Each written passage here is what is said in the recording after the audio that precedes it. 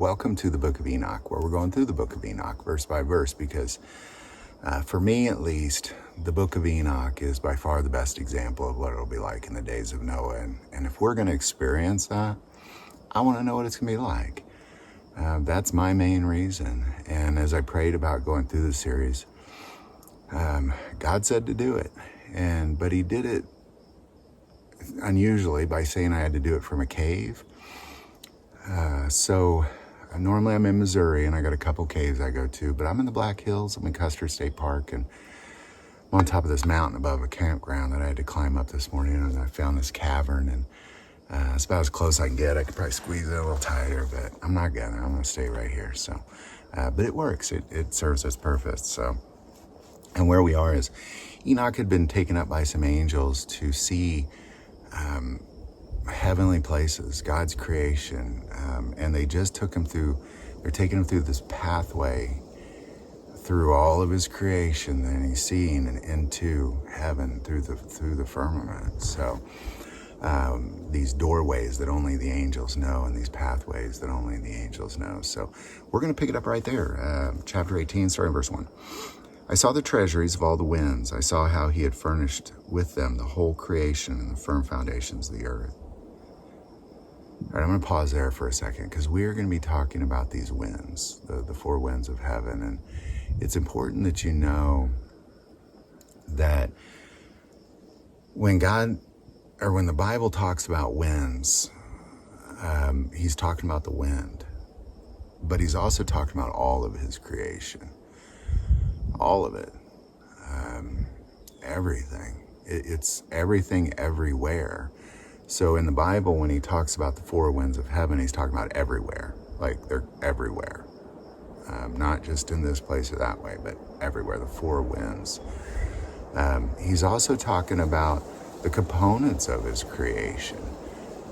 It's almost like the wind is his tool for creation. Boy, speaking of wind, I can't feel that wind, but you can sure hear it.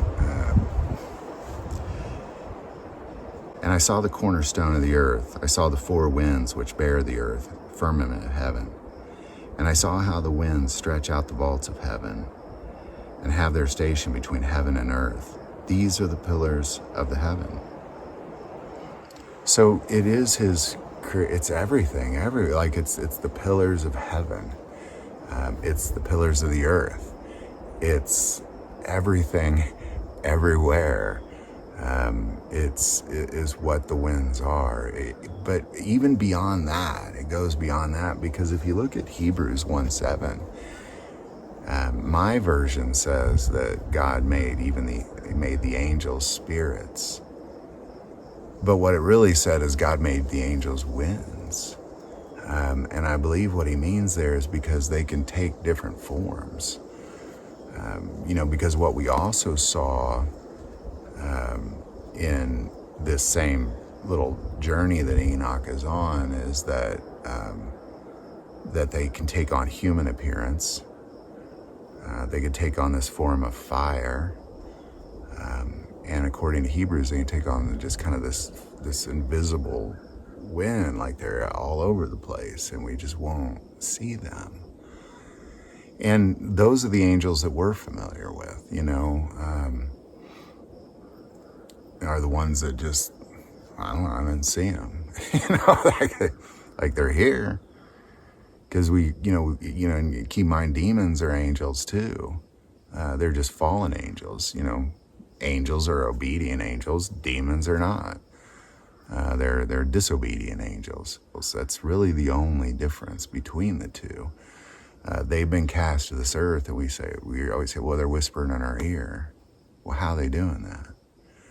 Like, I don't see them, but yet somehow they're talking to me and like in my head, like, because it's a really strange idea, when we talk about the demons around us and how they're manipulating us, and we talk about the angels around us and how they're manipulating the world, coming from the four winds of heaven to gather their elect from the four winds of heaven. It's really this. It's all of God's creation. It's the foundation of his creation. Everything, everywhere is what the four winds are. I saw the treasuries of all the winds. I saw how he had furnished with them the whole creation and the firm foundations of the earth. I saw the cornerstone of the earth. I saw the four winds which bear the earth and the firmament of the heaven.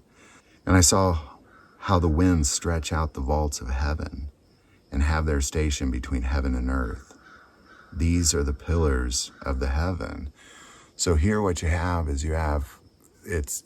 it's holding up, you got the firmament, the earth, and it's holding that up, but omnidirectional, every direction, not just, I'm not a flat earther, because I believe that limits God to one direction. It's omnidirectional and just pillars, every direction of winds, but not this wind. It's like the spiritual wind. It's everything. It's all of God's creation. I saw the winds of heaven which turn and bring the circumference of the sun and all the stars to their setting. I saw the winds on the earth carrying the clouds. I saw the paths of the angels. I saw at the end of the earth the firmament of the heaven above. So it's also this wind. It's the paths of the angels. It's where they go. It's where God set the sun and the stars up in these winds. So it's everything, everywhere. It's all of his creation. And the angels, they can navigate through it. Like they know the paths. They know the path through the firmament, how to get to earth, how to get around. They know the way. We don't know the way. That's why you can get in a rocket ship and you can go up and you won't have any of these experiences at all. It is only through the goodness of God that Enoch is having this ability to see these things. And I kind of want to go back to Enoch, I believe it was chapter 14, where he was punishing those angels who laid with women and gave rise to the Nephilim. And he kind of says, this idea that the big problem is their dwelling place is the heavenly realm. Our dwelling place is the earth, and those are two different places. That's why, the angels can't do this thing. That's why it was so wicked, because they can't be there. It was also mostly what they taught them that was so wicked, but beyond that, the problem with it at all, even if they only taught them the goodness of God and the living words of God, it's still wrong, because their place is in the heavenly realm and ours is here on earth. It's two different places, but because they can take human form, they were able to do this thing with women. But these are things we just won't see. They're different than us, they are part of that wind,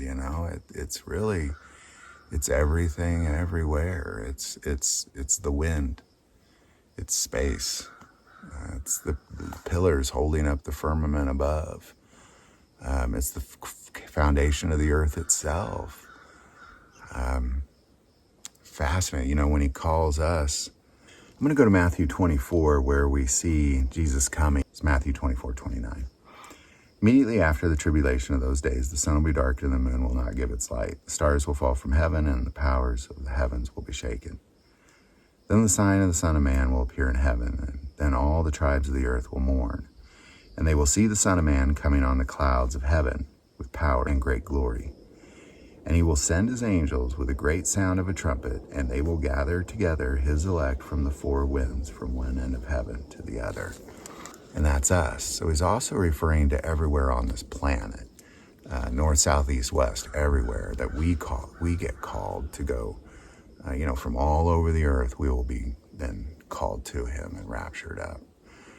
So it's everything. Like he's talking about everything, all of his creation. It's what holds up the firmament. It's pillars between the earth and the firmament. It's what holds up the earth. It's the foundation. It's the angels. It's the pathways of the angels. It's heaven. It's everywhere on the earth. everything everywhere. It's a beautiful thing in his word that kind of describes, it's just everywhere from the four winds. But we're going to dedicate one more episode to this because the four winds, north, south, east, west, also, they have, each one has a different purpose. And we're not going to get into that today. We're going to go ahead and close this out. We'll get this next episode. But there you go, man. Any thoughts or insight, definitely put that below. Continue to join us. Fascinating stuff. But God's winds are they're a lot more than this howling wind you hear. Any thoughts or insight, put it below. Continue to join us. A fun ride.